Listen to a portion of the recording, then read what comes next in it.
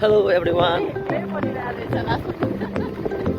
अहिले भने चाहिँ हामी ड्युटी छुट्टी भएर हामी घर जाँदैछौँ। मेरो मिसेसले चाहिँ स्कुटी राइड गर्दैछ अनि म चाहिँ पछाडिपट्टि बसिरहेको छु हो। बिहान चाहिँ मैले कुदाएँ, अहिले चाहिँ मिसेसले कुदाउँछु भनेर रहर गरेर चाहिँ उसलाई कुदाउनु दिएको हो। पुरा खुसी भएर चाहिँ यति खुसी भएर कुदाइरहेको छ कि मेरो मिसेसले, यति खुसी भएर कुदाइरहेको छ मेरो मिसेसले। अब के गर्नु, ड्युटी त गर्नैपर्छ।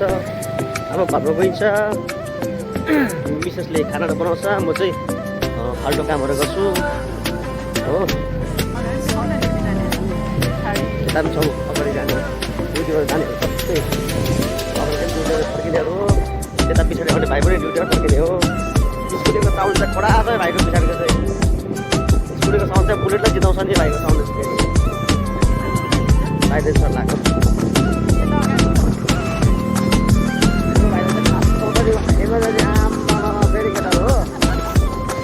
एमर्जेन्सी पुग्छ अन्त। अब हामी चाहिँ गर्दा पुग्छ केटा चाहिँ यङ बर्ड भएर के भएर एमर्जेन्सी पुग्छ हाम्रो बस्ने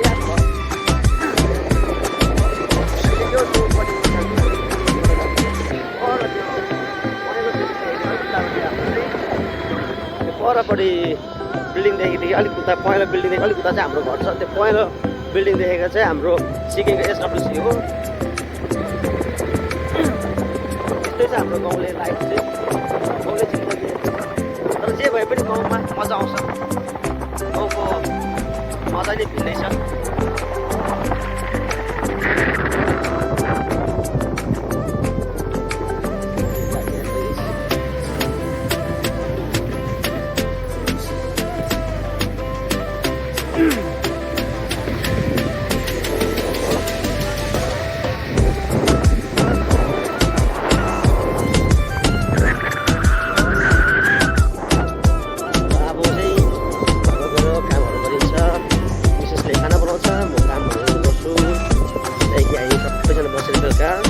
आमा पापा म र मेरो मिसेस भएर खाना त त्यसले खाइन्छ। हस्त हजुरहरू फेरि सबैजनालाई टाटा बाई बाई। फेरि भेट्ने साथी नयाँ भिडियोमा नेक्स्ट एपिसोडमा। मन पऱ्यो भने लाइक कमेन्ट सेयर पनि गर्नु फेरि तपाईँहरूले।